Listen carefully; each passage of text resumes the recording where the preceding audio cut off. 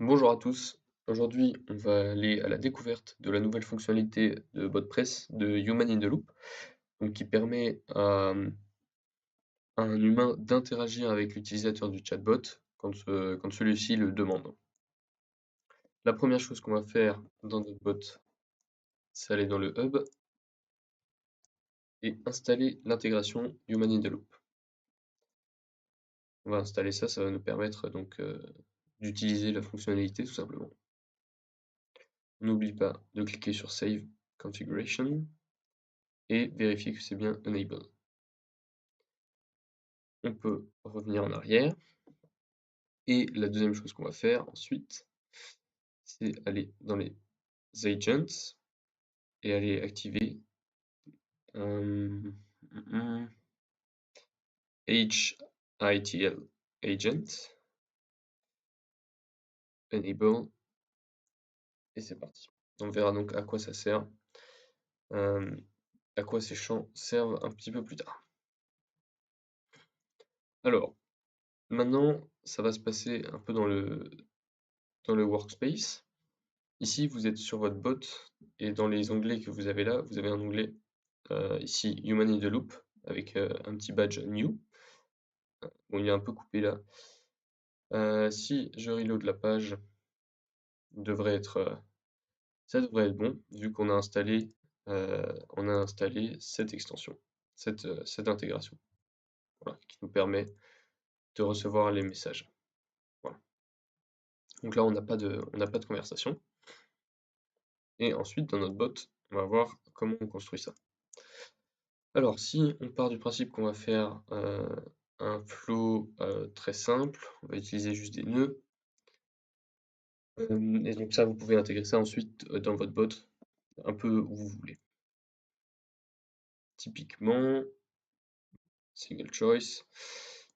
Et là, on va demander à l'utilisateur que choisis-tu, avec un S ici.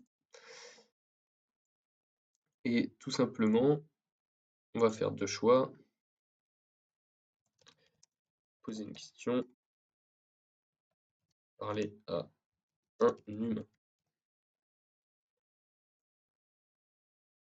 Check, parfait. Donc là, je ne vais pas traiter le cas poser une question, je vais juste traiter le cas parler à un humain. Je vais créer un nouveau nœud. Et je vais aller tout en bas, dans la catégorie agent, et je vais choisir Escalate to a Human. Voilà. Ensuite, dans cette carte, on a plusieurs paramètres, donc qu'on peut laisser vide, sans souci. Voilà, on pourrait demander en amont à l'utilisateur de préciser pourquoi il veut parler à un humain, et on pourrait passer en fait cette variable directement ici. On pourrait aussi lui demander un nom, un email, etc. pour avoir des informations qu'on pourrait retrouver ensuite. Voilà. Donc c'est tout simple, il faut juste avoir cette petite carte là. Et puis on va aller tester ça. Hop. Très bien. Je vais aller l'intégrer dans une page web. Je vais prendre ça. Petite page HTML toute simple. Et voilà.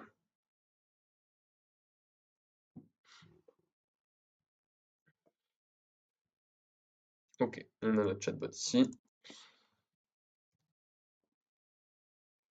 Et là, on veut parler à un humain. On a un petit message qui nous dit qu'un agent humain va bientôt arriver pour nous parler. On peut retourner dans notre onglet Human in the Loop. Et là, il se met à jour tout seul. Et on voit qu'on a une nouvelle conversation qui n'est pas assignée.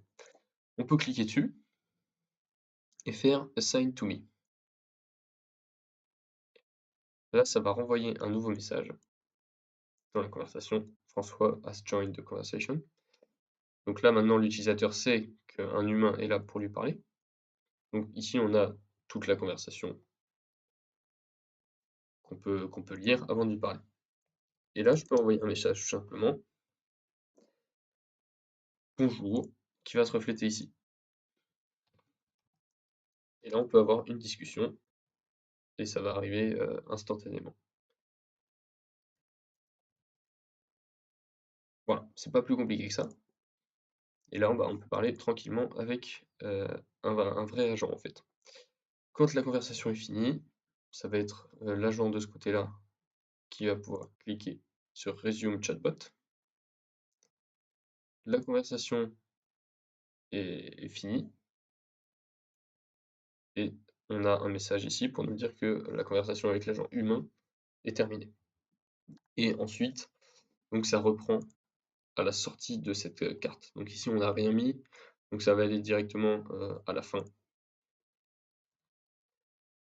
Et donc, voilà, là c'est la fin du. Ça va, c'est comme si ça allait au nœud de fin, tout simplement.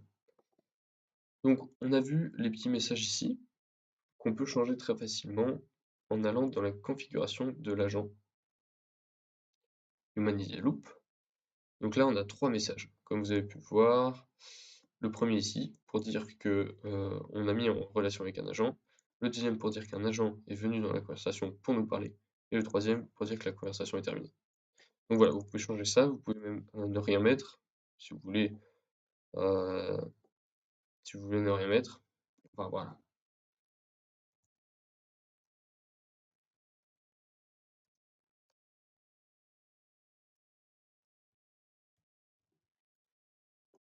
voilà, tout simplement. C'est aussi simple que ça et ça va changer les messages ici. Ok, on peut aussi faire ça dans un nœud autonome. Ça va être vraiment le même principe. Hop, Autonomous Node. On va commencer directement avec cette carte et on va lui faire un petit prompt très très rapide.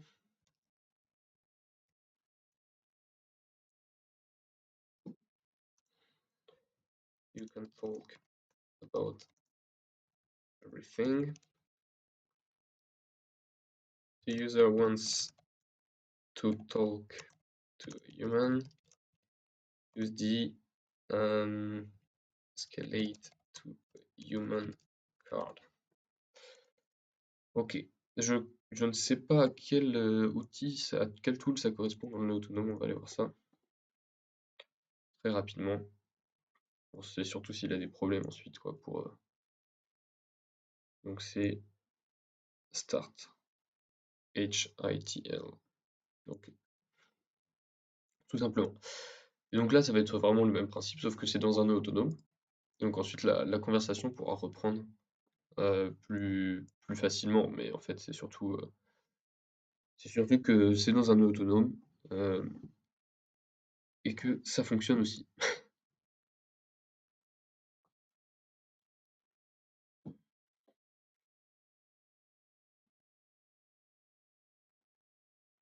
Ok,